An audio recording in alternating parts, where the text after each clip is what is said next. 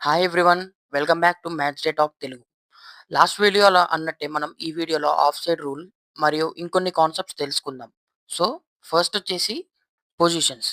క్రికెట్‌లో batsmen, bowler, wicket keeper and all rounder అని ఎలా ఉంటాయో ఫుట్బాల్‌లో కూడా ఉంటాయి. అవే goal keeper, defenders, midfielders and attackers. Goal keeper అంటే గోల్ పోస్ట్ దగ్గర ఉండే పర్సన్. అపోజిట్ టీమ్‌ని గోల్ కొట్టకుండా ఆపడం ఇతని మెయిన్ జాబ్. ఇంకా డిఫెండర్స్ వాళ్ళ team goal keeper and goal పోస్ట్‌కి నియర్ ఉండే పర్సన్స్. వీళ్ళ ప్రైమరీ జాబ్ వచ్చేసి అపోజిట్ టీమ్‌ని గోల్స్ కొట్టకుండా ఆపడం అండ్ అపోజిట్ ప్లేయర్స్‌ని వాళ్ళ ఏరియాలోకి రానివ్వకుండా ఆపడం. ఇక మిడ్‌ఫీల్డర్స్ అంటే పిచ్‌కి మిడిల్‌లో డిఫెండర్స్ అండ్ అటాకర్స్ మధ్యలో ఆడతారు. వీళ్ళు డిఫెన్స్ మరియు అటాక్ రెండిటికి సపోర్ట్ చేస్తారు. ఇక అటాకర్స్ అంటే అపోజిట్ గోల్‌కి దగ్గరగా ఉండే పర్సన్. వీళ్ళ మెయిన్ జాబ్ వచ్చేసి గోల్స్ కొట్టడం అండ్ గోల్స్ కొట్టడానికి సరైన అవకాశాలు క్రియేట్ చేయడం. ఈ డిఫెండర్స్, మిడ్‌ఫీల్డర్స్ అండ్ అటాకర్స్‌లో కూడా సెపరేట్ టైప్స్ అండ్ రోల్స్ ఉంటాయి. వాటి గురించి మనం నెక్స్ట్ వీడియోలో తెలుసుకుందాం. And next formations. ఫుట్‌బాల్ చూసే వాళ్ళకి ఇది పెద్ద మ్యాటర్ కాదు. బట్ ఆడే వాళ్ళకి అండ్ కోచెస్‌కి ఇది చాలా ఇంపార్టెంట్ ఫ్యాక్టర్. బేసిక్‌గా ఫార్మేషన్ అంటే గ్రౌండ్ మీద మన టీమ్ ఎలా ఆడాలి అని ముందే ప్లాన్ చేసుకునే ప్రాసెస్. జనరల్‌గా ఫార్మేషన్‌ని ఎలా చెప్తారంటే డిఫెండర్స్, మిడ్‌ఫీల్డర్స్, అటాకర్స్ ఈ ఆర్డర్‌లో చెప్తారు. గోల్ కీపర్ ఒకడే ఉంటాడు కాబట్టి ఇంక్లూడ్ చేయరు. సో, ఇప్పుడు ఫర్ ఎగ్జాంపుల్ ప్లేయింగ్ 11లో 4 డిఫెండర్స్, 3 మిడ్‌ఫీల్డర్స్, 3 అటాకర్స్ ఉన్నారనుకుంటే దాన్ని 4-3-3 అని అంటారు.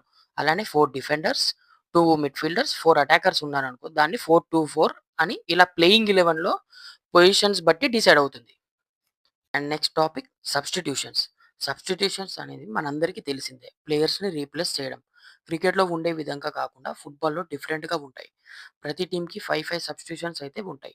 ఒకసారి సబ్ ఔట్ అయిన ప్లేయర్ మళ్ళీ మ్యాచ్ ఆడటం కుదరదు. ఖచ్చితంగా 5 ప్లేయర్స్‌ని సబ్ ఔట్ చేయాలని రూల్ ఏం లేదు. అది మన ఇష్టం చేయాలా వద్దా అనేది. ఈ సబ్స్టిట్యూషన్స్‌కి కూడా కొన్ని రూల్స్ ఉంటాయి. అవి ఏంటంటే ఈ సబ్స్టిట్యూషన్స్ అన్నీ కూడా 3 విండోస్‌లో మాత్రమే చేయాలి. 3 విండోస్‌ని 3 స్టాపేజెస్ అని కూడా పిలుస్తారు. సో, కన్‌ఫ్యూజ్ కాకండి. ప్రతిసారి గేమ్ ఆపడం అనేది కుదరదు. సో, అందుకే 3 స్టాపేజెస్‌లో మాత్రమే చేయాలి.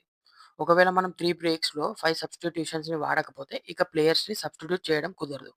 సపోజ్ ఫర్ ఎగ్జాంపుల్ ఒక టీమ్‌లో ఒకేసారి 2 ప్లేయర్స్‌ని సబ్ చేశారనుకోండి. సో, అది 1 విండో అని అర్థం. అంటే ఇంకా 2 విండోస్‌లో వాళ్ళు ఇంకా 3 ప్లేయర్స్‌ని సబ్ చేయగలుగుతారు. ఇలా వేరే వేరే టైంలో 3 సార్లు చేస్తే మొత్తం 3 విండోస్ వాడినట్టు లెక్క.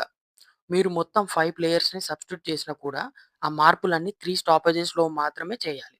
ఇన్ షార్ట్ 3 విండోస్ అంటే 3 chances to stop the play and make substitutions. దీనిలో హాఫ్ టైమ్ బ్రేక్‌లో చేసే సబ్స్టిట్యూషన్ అనేది మనకి ఉన్న 3 స్టాపేజెస్‌లో కౌంట్ అవ్వదు.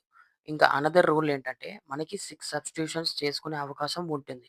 అది ఎప్పుడంటే మన టీమ్‌లో ప్లేయర్ గనక హెడ్ ఇంజ్యూరీ అయ్యి సబ్స్టిట్యూట్ అయితే సిక్స్త్ సబ్స్టిట్యూషన్ వర్తిస్తుంది.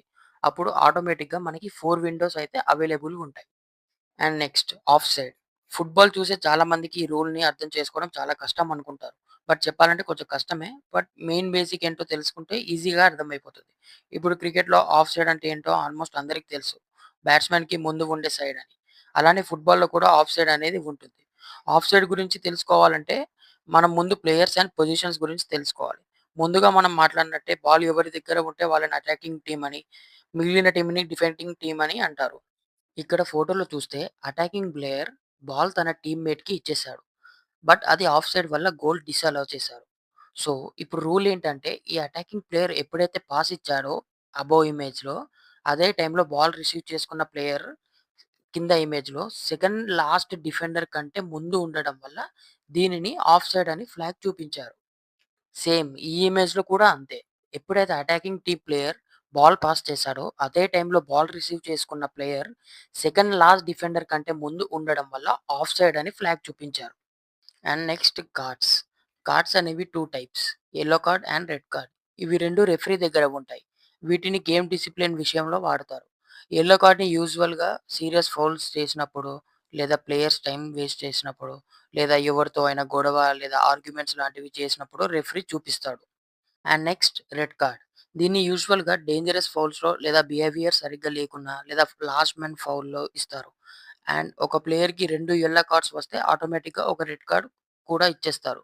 యెల్లో కార్డ్ అనేది పనిష్మెంట్ లాంటిది. వచ్చినా కూడా గేమ్‌లో కంటిన్యూ అవ్వచ్చు. కానీ రెడ్ కార్డ్ వస్తే మాత్రం గేమ్ నుండి డిస్మిస్ అవుతారు.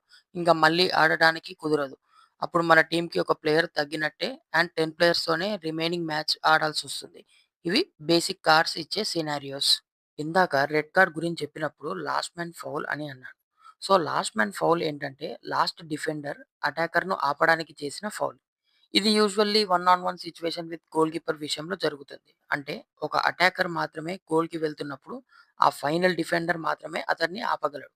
ఈ ఇమేజ్‌లో బ్లూ డ్రెస్ అటాకర్‌కు గోల్ చేయడానికి స్పష్టమైన అవకాశం ఉంది. But red dress defender foul చేయడంతో రెఫరీ దీన్ని చాలా సీరియస్‌గా చూస్తారు. ఫలితం రెడ్ కార్డ్. అంటే ఆ డిఫెండర్‌ని మ్యాచ్ నుంచి పంపించేస్తారు. ఫౌల్ అయిన ప్లేస్ బట్టి ఫ్రీ కిక్కో లేదా పెనాల్టీయో ఇస్తారు. అండ్ నెక్స్ట్ వార్ అంటే వీడియో అసిస్టెంట్ రెఫరీ. వార్ అనేది మనకి క్రికెట్‌లో థర్డ్ ఎంపైర్ ఎలానో ఇక్కడ ఫుట్బాల్‌లో అలా. బట్ ఫుట్బాల్‌లో కొంచెం డిఫరెంట్‌గా ఉంటుంది. క్రికెట్‌లో లాగా ఫుట్బాల్‌లో ప్లేయర్స్ రివ్యూ తీసుకునే అవకాశం ఉండదు. వార్ అనేది ఫుట్బాల్‌లో కొన్నిటికి మాత్రమే వాడుతారు. ఒకటి గోల్ కొట్టినప్పుడు ప్లేయర్ ఆఫ్ సైడా కాదా అని చూడడానికి. రెండోది కొట్టిన గోల్ కరెక్టా కాదా అంటే మధ్యలో ఎలాంటి ఫౌల్స్ ఉండకుండా ఉండడం. మూడోది పెనాల్టీస్ ఇవ్వడానికి లేదా క్యాన్సిల్ చేయడానికి. అండ్ నాలుగోది రెడ్ కార్డ్స్ ఇవ్వడానికి లేదా క్యాన్సిల్ చేయడానికి మాత్రమే వాడుతారు.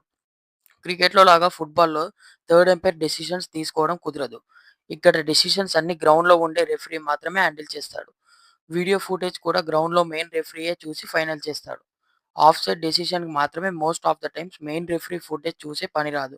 అలాంటి సిట్యుయేషన్‌లో వార్ చెప్పిన డెసిషన్‌ని గ్రౌండ్‌లో కమ్యూనికేట్ చేస్తాడు. ఇవి వార్ చేసే పనులు.